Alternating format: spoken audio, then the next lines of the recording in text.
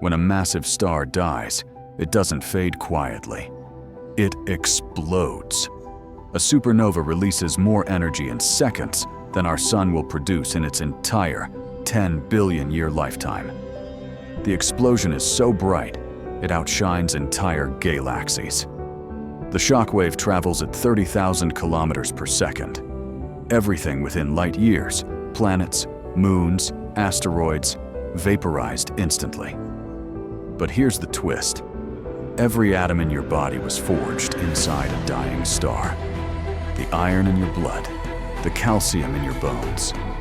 You are literal stardust from ancient supernovas.